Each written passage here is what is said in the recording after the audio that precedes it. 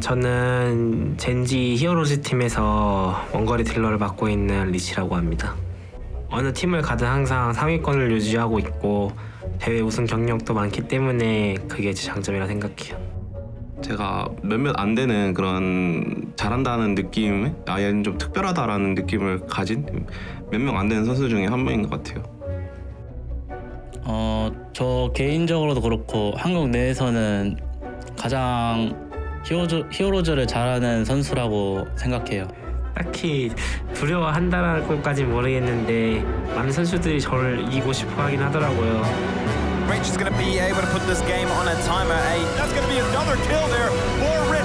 7-0 kills, completely dominating. Gen.G is still on the warpath. 2-0 over Mindfreak. 아직까지 그렇게 적은 적은 없기 때문에 많이들 도전하셨으면 좋겠어요.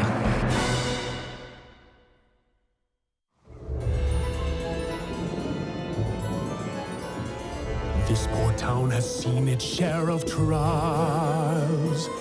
Now we face a new force, sinuous and vile. Something wicked, twisting trees and turning them to will.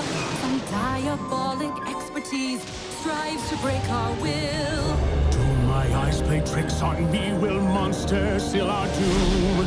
What were those things? What did I see? Hiding in this gloom. We're turned around and taunted, but moonlight is our friend. The way ahead is haunted. Our hackles stand on end. We'll make our stand right here. Our choice is crystal clear. We are the beasts, the monsters fear.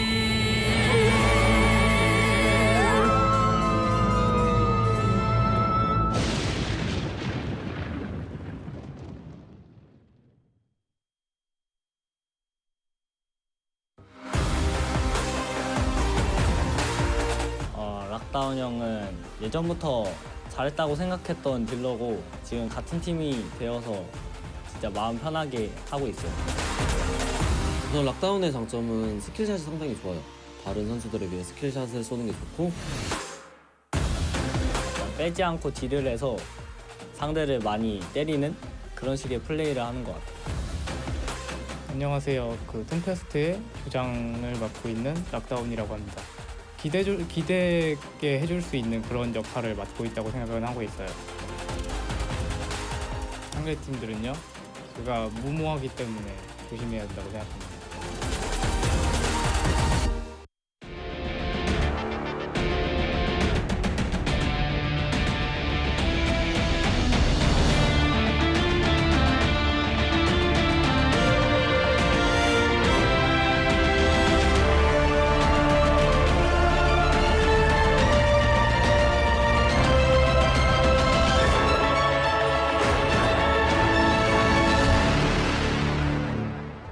Genji showing complete mastery over the game here with a 2-0 lead so far over Tempest, and it's looking very difficult for anybody to really rival the position and stature that Genji is bringing to the table here with Wolf, Skimmy, and Dreadnought right after this break, of course. And realistically speaking, Skimmy, I'm not sure what anybody can really do against Genji when they're pulling out these pocket choices, everything like that. Even if they went into a standard draft, they're looking phenomenal. What can people do? I want to touch on something really quickly. We've seen the hammer come out twice now, and you mentioned, against Tempo Storm it looked a little bit flaky. What I'm seeing them always seem to supplement it with is some form of burst. We saw it with the Reptile from a Junkrat. We've now seen it from a Genji with the X-Strike. Yep. There's nothing you can do to try and shut that down, especially when you're going to go for a mouth support in a sustained meta support style.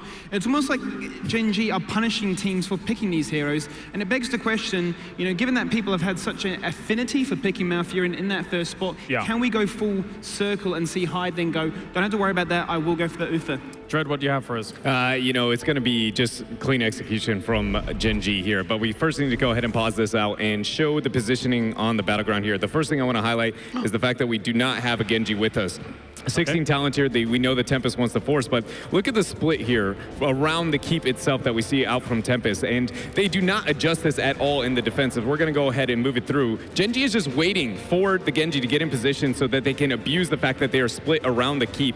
The second that Reset joins into the this fight. Tis wastes no time, just dishes out a Blessed Shield into what is a sweet Condemn 7-sided strike, and it's good night, the members of Tempest. It's not even close. And again, that is purely based on not only the compositional advantage, but some of the positioning and synergy on this draft that Gen.G selected. There it is demonstrated right there. You know, as soon as Tis goes in, I mentioned it before at the start of the draft, as soon as he comes in with a Condemn, instantly the Swift Strike is going to come across, bang, straight away with that burst combination, and you're just deleted. There is nothing that you can do. And if you try and go burst yourself, well, hey, Kyocho's got Blaze. It's just like this double shutdown, the double mind games, draft after draft. And I wanted to highlight as well, when you were showing that replay, that I noticed a small little thing that they were doing with the Karazim and Sergeant Hammer. Dashing to the sieged up Sergeant Hammer to provide him just that little bit of extra movement speed so he could get in range, get out of trouble. Really cute little moves that really solidify them. He was also removing all Ice Lances. Every time an Ice Lance would hit, it's not only the mobility opportunity while he's in siege, but giving him the temporary unstoppable and removing the opportunity to get slowed by the Jaina. It's a double win. And part of the reason we see that Karazim priority. All right, what do you think? Towers of Doom going to be our next map. Let's get into it. Game number 3, Wolf. Seeing so much dive from Gen.G, and teams are not respecting positionally where they need to be. We've seen it since day 1 of the group stage. It was against Tempo Storm there, and all the way now into our second to last day of the tournament, and 1 map away from the grand finals for Gen.G. Teams still are not respecting that, as Dreadnought pointed out in that last clip. That's something I think Tempest needs to work on, and I still hold very strongly that picking Malfurion first, while it may be a strong strat against someone you don't know very well, or against a team that has a very aggressive drafting style, it's a very strong pick. But against Gen.G, because they have such large hero pools, when you draft the Malfurion, you're basically just saying, okay, I'm reacting to what you're going to do, but Gen.G doesn't show their full draft until the final pick. So the Malfurion pick just feels very weak to me. And the burst that we keep seeing from Gen.G is breaking through Hyde's healing. He's not having opportunities to get the Twilight Dreams off either, because the damage is coming in so quick, so fast. And I just don't think this pick, despite the fact that we've all universally agreed, I think, on this desk that Hyde is the best support in the world, that this pick against Gen.G is working out. With the Garrosh banned out, we have to ask where the Johanna priority comes in, right? We saw it selected over that in the last game, but instead it's going to be a Blaze Genji rather than the Johanna Genji. I can't help but feel like this is Tempest slightly walking into a trap, just purely, again, with the creativity I talked about in the last draft with the, Johanna is weird in the type of situation with a Garrosh, and now that kind of banned out. Blaze, though, higher priority from Gen.G than we saw over the first 2 games, and I can't help but feel like that's very, very warranted. It makes any Task Tracer opportunity within the 2-3 for Tempest looks significantly less appealing here. Is there a world in which we do see Tempest, Wolf has touched on it once again, you're picking that Malfurion, it's very predictable, you're playing very active. Can they just try and flip that on its head? Can we see a world where there's a Medivh maybe, where there's maybe a Diablo, you're looking to try and punish, you're looking to try and get aggressive, you're looking to try and find those kills, and if they are going to dive you with some one-shot, at least you got the Medivh for the Force of Will to patch the fact that you're not going to go for the Uther early on. It's going to require a lot of synergy, and we're talking about Lockdown and Dami, 2 players who have an aggressive play style. I know Dreadnought's been very open about criticizing Lockdown's positioning in the past, and he said in his interview that he's a wild player, and I think that when you put both of those players in position to be a flex support, it doesn't work very well when it's as complicated as Medivh. Sure, you can make the Tastar work that way. We've even seen good flex onto the Tastar because Lockdown used to be a melee player. But yeah, I think something like a Medivh is just too complex for the 2 DPS players that would have to flex into that role. And I think that's one of the reasons why we don't see Tempest run a lot of Medivh in general. It's a pretty interesting rotation from Tempest to go with the Dahaka and a Hanzo. I mean, Hanzo, not only within Korea, all over the world, has been kind of universally accepted as a very high-impact assassin. But to go with the Dahaka before the 2-3 shows that Tempest is concerned about the mid to late game and some of the macro pressure. Blaze, there are other heroes that you can kind of get into that trade. I mean, don't get me wrong, Dahaka is amazing on Towers of Doom. We know what the global can provide.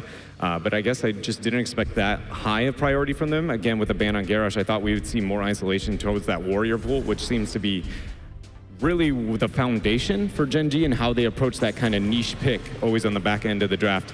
I was gonna say, I was trying to theory craft some of the answers to the hammer, and to be honest, with the cleanse kind of always being there so consistently, hard initiation's the first thing that comes to mind to counter the hammer, and it doesn't feel like there's anything that can do that with that cleanse other than Void, and with that off the table, it makes it, that much more appealing. I don't think that Gen.G has to go into it by any means, but you were asking how do you deal with hammer, and I'm currently a bit stumped. So, Void Prison's about the only thing I got so far. Johanna Karazim maybe, if they want to keep going the Karazim train. Jaina, ooh. I think what I'm seeing so far from Gen.G is just straight up team fight. They've got the protection tools, they've got the ability to try and find those kills. Once again, that sort of combination between reset and test, and then obviously the one-shot potential from the Jaina. I like the fact that they've gone for an Abathur ban on one side and then a Faster ban on the other. It's looking like Tempest are going to say, we're going to try and play the map with the Hanzo for those Sape camps, and then try and manipulate the map from an XP standpoint. I just don't think it's creative enough, Wolf. The Zeratul ban makes a lot more sense now, because you're essentially saying Genji's going to be looking for final blows, looking for those last kills. Sometimes you can, obviously, if you get a great Blessed Shield into a follow-up stun from Blaze and Genji dashes in, Jaina blows up a target. I mean, that's huge, massive damage. But the Zeratul allows Jaina to be a little more flexible on this battleground. She can poke a little bit more, she can flank position, she can assist in the solo lane if necessary. So I love seeing Jaina picked up by Gen.G. It's a pick that we don't see too often in Korea, and especially not from Gen.G, but in this draft, with the Hanzo got through for Tempest, I like it a lot. I'd like to see a Tyrael here from Tempest. I think it's going to be able to help them be able to survive and handle some of the massive bursts, and again, have another tool to be able to handle the pause button that Blaze will provide on that bunker. Not to be able to match him into the offlane just as a solo warrior, and Sign, I feel like, is one of the best that we have when it comes to the Tyrael play, but instead a bit more traditional with the ETC. And Thrall, one of the better battlegrounds because the poking and prodding around. But at this point, I'm not looking at poke with how much burst Gen.G has, how much hard initiation at this point in time, and with no Uther kind of healer for Tempest. Again, the burst resides on one side and not enough safety tools for Tempest. I think the Thrall screams Dahaka to me. It says, I'm going to poke a lot. You know, I'm going to be looking to get more value out of this global hero while delaying the altars, setting up for Dahaka to get massive value in that off lane, then flank, come in with the tongue grabs. ETC as well could be used for stage dive, but it feels like if that's really where you're trying to take this draft, you're playing a little bit gimmicky. You've got a lot of high hopes for how you're going to engage onto this backline. The ETC could be great to disengage against the Genji as well. If, you know, if Sign is Johnny on the spot with his power slides, I mean, if he is ready to hit when reset comes in, that power slide, certainly they can make it work, but it's a lot of ifs, and we're talking about a team that's undefeated here. Yeah, they're one win away from punching their ticket to the grand finals. Yep. And they're only going to have to win 3 games.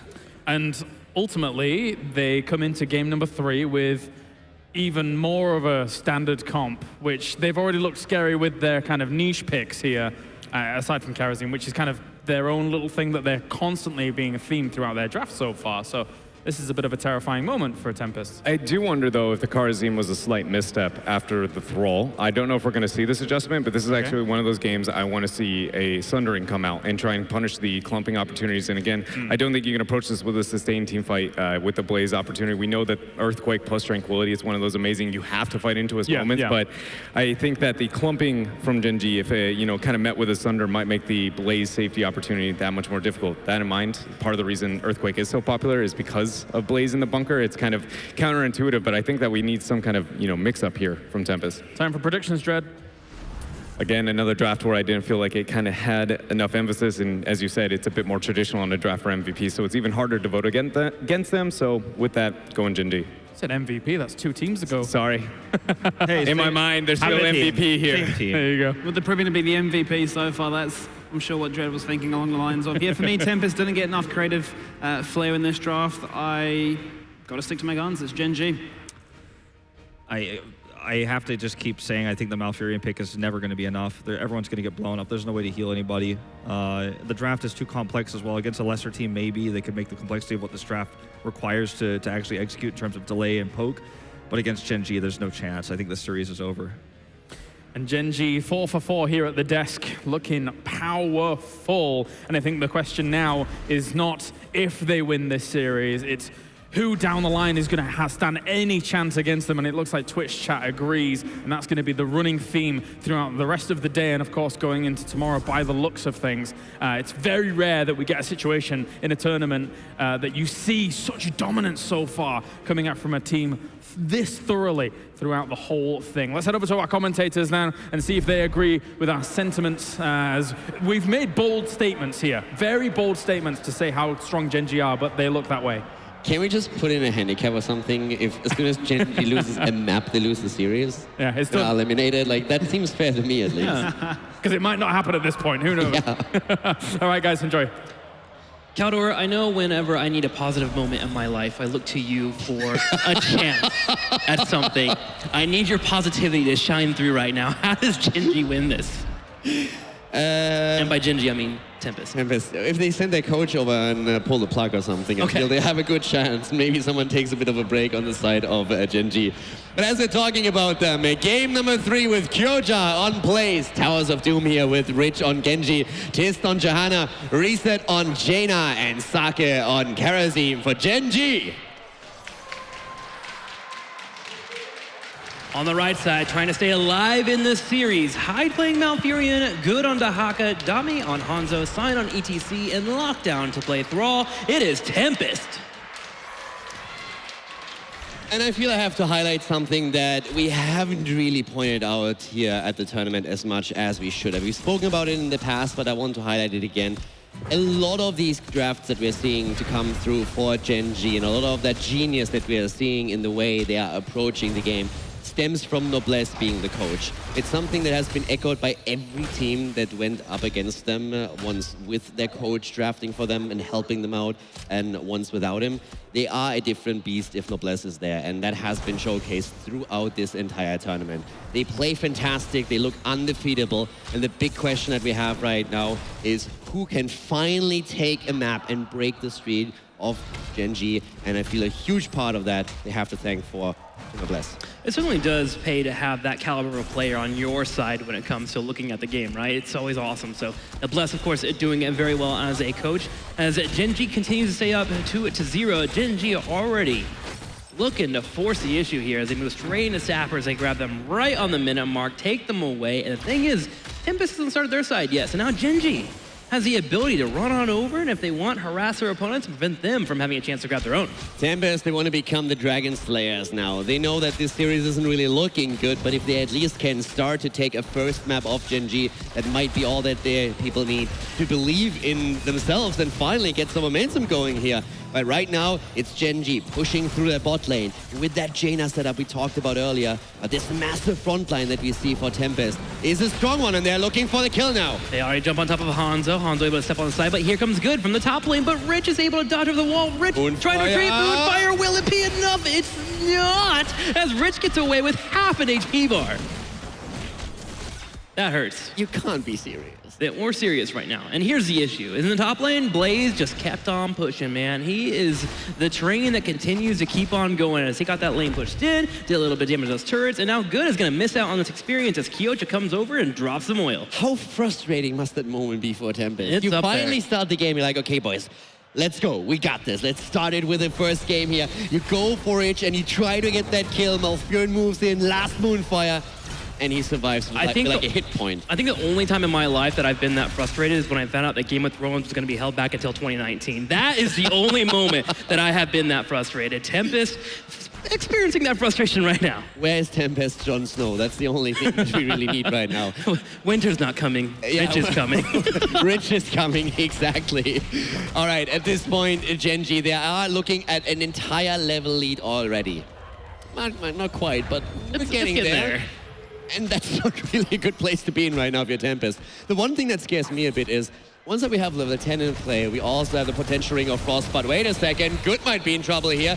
Here comes Gen.G, they're trying to go for the kill. Good on the move back, gets the drag, but the kill is in as Karazim finishes the Haka off. However, Tempest is able to grab the ult at the bottom, but Tempest already grabbing the top right altar will be able to grab a lead here in core shots as they jump up 36-32. And here's the best part. They left Johanna in the bottom lane the entire duration, so she kept up with the experience train, and we now have that level of experience continuing to climb. Tempest at least takes their camp. So they get the camp, they're starting to move through that to the top. Gen.G is replying in kind, trying to keep some pressure on these lanes, get the extra XP. I love that Tempest at least is trying to invade here, but the immediate sniff out by Tist, who is absolutely not afraid and dodges the power slide with a great Iron Skin. And he does. Rich over here on the side, trying to retreat, and he'll be able to get to safety just in time while Blaze continues to push in the middle lane. The rest of Gen.G rotating over, though, as they want to contest these sappers and grab them to push on in. And with Jaina, they should be able to clear out the sappers in the bottom lane if Rich can buy some time. And he's doing that right now. He's slowing down this lane, trying to get reset over here so he can get up a Blizzard. A little bit too late, though. Tempest able to grab the turret. Yeah, reset. said, a lot of damage that he has already eaten there. Tempest is starting to get a bit aggressive down at the bot lane and trying to push that through. But now with the next wave of minions moving out and the camp as well, they're retreating. You have still the double soak happening through Blaze, through the Haka. But Tempest is looking for an opportunity here. Lockdown in particular. He gets the root against Rich, but it's not enough to put him in trouble. The Zappers are continuing to truck on through, though. They're trying to get to these turrets. They would love to take them out. Ooh, the big knockback here from side and the power slide. They get one, they get two Zappers, and they'll be able to clean up the third. Okay, so Tempest at least is stopping minions from Genji. I'm not quite sure if that's... Positives, Caldor. All right. Positive Caldor 2018. Silver lining. I got it. Level 9 for Gen.G though, and they're really working on the experience chain here, but I can't find anything positive here. Tempest has only died once. Does that count? That counts. Good All job, right. man. Awesome. But Genji is looking to change that right now as they're diving locked out underneath their own turret there. Now, when an opponent is level 10, you're looking for these flanks, but that wasn't even the case here. Gen.G moves in and gets that kill. They just invade with 4, and they have all the defensive tools that they need in this setup. Now we're looking at the channel, of course, and with that, we're gonna have another lead for Gen.G, but it's the level 10 ability that really worries me the most, because it's not only an early level 10, it's a 2-level lead at level 10 that we're looking at for them. It is pretty scary, but I gotta say what I love about that player that died there in the bottom lane, there's been some complacency when it comes to 2 altar phases. Usually you have that one-on-one trade-off. So Genji takes that small opportunity that a lot of teams have been used to, and they go for the punish. I love that rotation for them as they got that pick on Thrall. But as you mentioned, that 10 hits, they have a 2-level lead. They already have this fort low on health. And if you look at the composition here for Tempest, taking that altar back will be a bit difficult. Honestly, Genji wants it. At this point, I would just invite everybody to just look at Gen.G and just admire how beautiful these people are playing. This is the best Heroes of the Storm that you will probably ever see in your entire life. Everything is on point. From the draft to the execution. We saw that insta blow up onto the Spider Queen in the last game. It was absolutely incredible. And Gen.G, they just continue on that note into the game number 3. Tempest right now, if they want to have a chance here, they need to soak, get level 10, and try not to lose any more picks. If they can, slow down these sappers that will be pushing in the bottom wave. They are on their way already. Luckily, they will have Hanzo. If he can get the angles, that'll help him out. But so far, Genji's doing a really good job of, 1, protecting this minion wave so they can get the sappers in, and then 2, being in their face. So Tempest is having a really hard time stopping these shots. Tempest is trying, though. They're really trying at this point. Another altar also spawning at the bot lane as we speak. Zappers moving slowly forward. Sign had to retreat here. He's too low. And in comes Rich and gets the kill and gets out with a reset. Rich diving into the kill zone, backing up, going straight to the altar, and he'll start healing up. And speaking of altars, there's one down here to the south for him to grab. He'll grab that first, he can heal up afterwards. At the same time, look at the upside of the map. Kyocha all by himself on an island, grabbing sappers and even dropping a jet propulsion on good. 3 kills against 0, and here comes the channel. That's another 5 points off the core of Tempest. Rich is immediately out of there and heads back to Nexus for a bit of HP. 2-level lead still in place, but at least Tempest has level 10. That might be what they finally need to get a couple of kills in here. And let's talk quickly about the synergy here. I mean, just look at these heroics. Arrow into the mosh pit, Earthquake. There's so many tools that they have that could make the difference. They may just have to take a fight and quickly. Genji's on the way here for Gen.G as Rich is starting to come around from rotation on the top right with another wall of sappers on the way down. Tempest need to decide if they just want to clear this out or if they want to go ahead and continue to try and soak out their experience. The thing is, though, is that Genji's continuing that talent lead as 13 is about to hit for them. So Tempest shelling away. There's a power slide from Sign. They go for the knockback as they pull Johanna in. And this is a 3 versus 4. Here comes the 5 as the Haka goes in. They're trying to get the arrow and it hits, it connects. The palm is a little bit too early on Reset. And here comes Hyde. He's trying to connect it, but Reset just walks out. The mosh pit, on the other hand, is good. And that's the end of at least Johanna. There we go. Tempest is also looking for some more, but Rich comes in and he pops off. He gets 1 kill. He gets a second one here as well with the turret still being out there, sieging away. And Rich is moving towards that kill zone, looking at Hyde. He won't be able to get any more, but he turns that fight around for Gen.G. That was a 4 versus 5. Yes. And after the kill, it was 3. It feels like Gen.G just breaks the rules of math, right? You're not supposed to win those, but Tempest able to find the engages they want. Again, fighting behind a turret was a bit of a risk, but I feel like Tempest needed to make that play. Blaze is just AFK the entire game and rotates between mid and top and does nothing else. And his team is still winning everything here. Rich is just insane. That guy is a mechanical god. him getting all these kills just on the backhand of the fight and then even moving out of it, not even falling as he dives into 4 is crazy. He's got that killer instinct and he has the mechanics to back it up. Reset grabs the altar. A few more shots come in, a total of 10 as Tempest is slowly bleeding out of this game. 32-13 and shots 12 not even here. Malfurion gets picked off and Tempest continues to kite back to the only place that is safe on their base, underneath this kill zone. And even that kill zone isn't really helping them too much, as we can see here. Malfurion down, the shot still escorted into the core. We are down to 10 points now for Tempest against the 32 that we have for Gen.G. And in the meantime, Experience still collected in the middle at the top. Now, once more pushing through that mid lane, aiming for just yet another bell tower. Gen.G is not even looking for kills. Kills come to them. Thanos doesn't need 5 Infinity Stones. He needs 5 Genji players. Because they destroy anything they want to walk over. Genji continuing to deliver pickups, grabbing more sappers, and controlling the map. People were thinking about Captain Marvel coming in and defeating Thanos. I think all we need is Rich. That's all we need right there. The one hero. You know Nick Fury's got something around there to call him. You can call him up. He's got a cell phone number. He probably has a phone number, yeah. So that's one solution to the problem.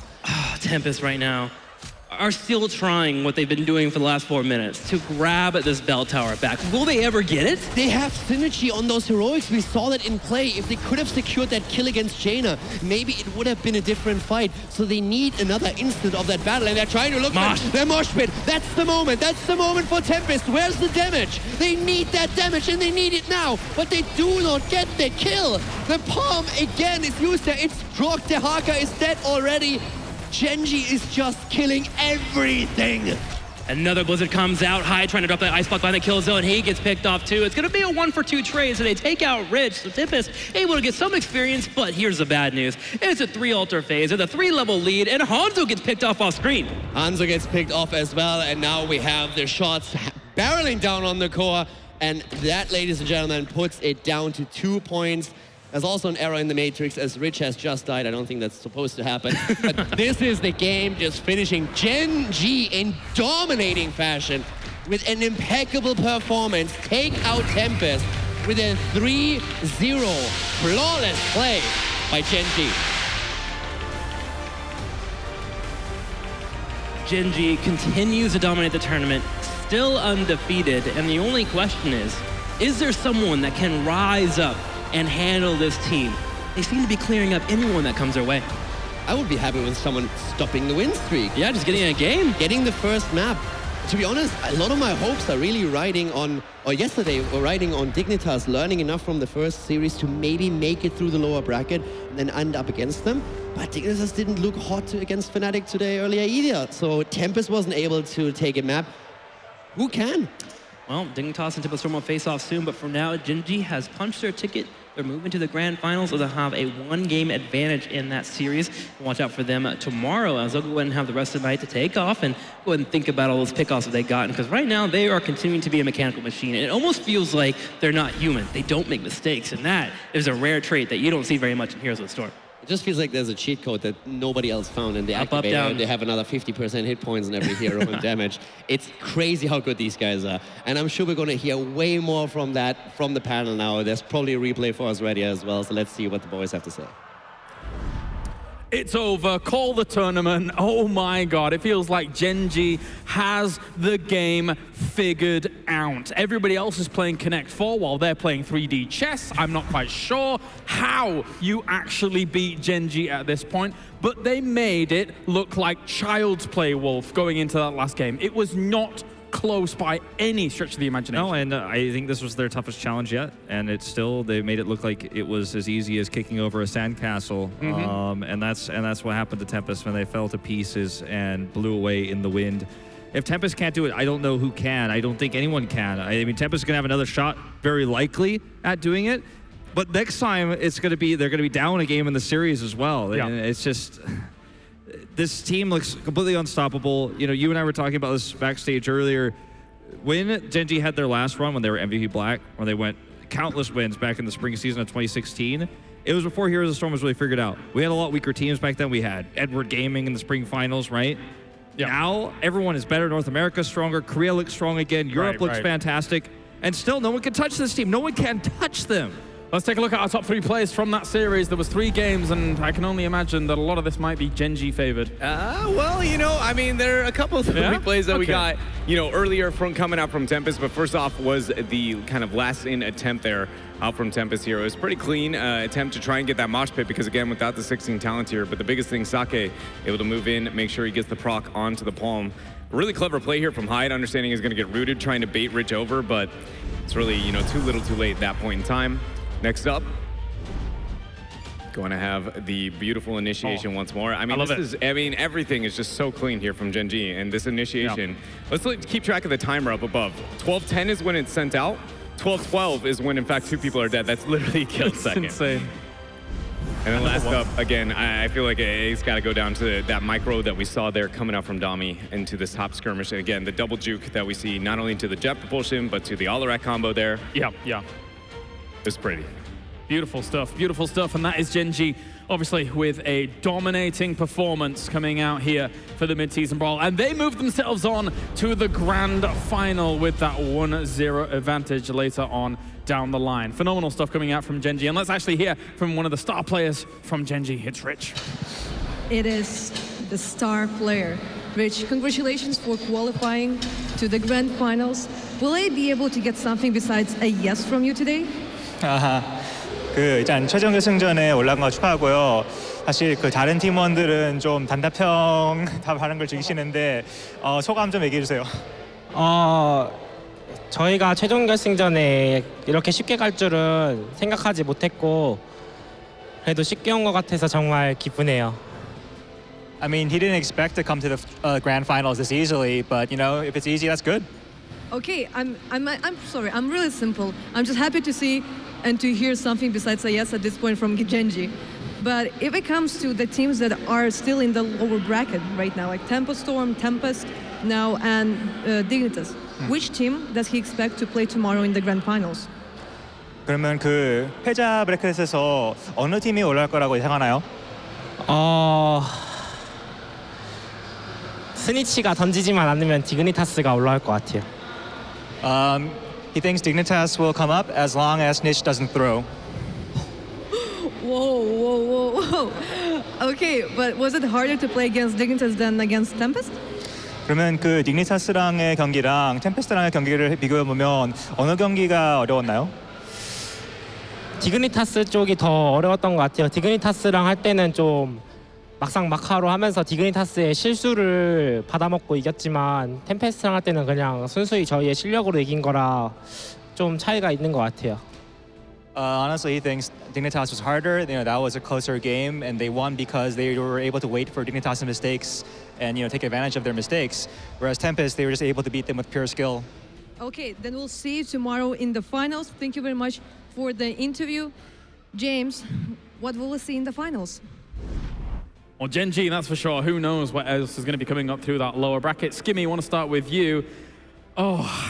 If Snitch doesn't throw, Rich is... I mean, they've always had a good relationship for a long time, but that was phenomenal. It even happened during the All-Star game. Like, he's actually just talking smack during that. So he's taking it seriously 24/7. But, I mean, where do you go against Gen.G? I talked about the differences in the draft, what they're prioritizing, how to try to actually choke their opponents into, and I just feel like you need to be a lot more creative. I feel like, as you mentioned, I personally feel I disagree with you, Wolf, when you say the series here against Tempest was the closest. I still think that the Dignitas one was. And they themselves said, we didn't really, and weren't able to actually manage to close things out. So I'm expecting to see big things from them. Wolf? I feel like if Dignitas can get their mentality back right, there's certainly a chance that they're the ones that make it to the grand finals, but I know Rich and Snitch are really close friends, but I also kind of echo that sentiment. I feel like Snitch has had some really bad performances on the Genji specifically today, and that's something that needs to be tightened up because Tempest is going to be hungry. They want to win this again. They want to come back and do what they did 2 years ago. And as long as Dignitas plays as tight as they did against Generation G, I think there is a chance that they could go to the grand finals. But otherwise, I'm thinking Tempest, because we've just seen some inconsistency today from Team Dignitas. Let's check out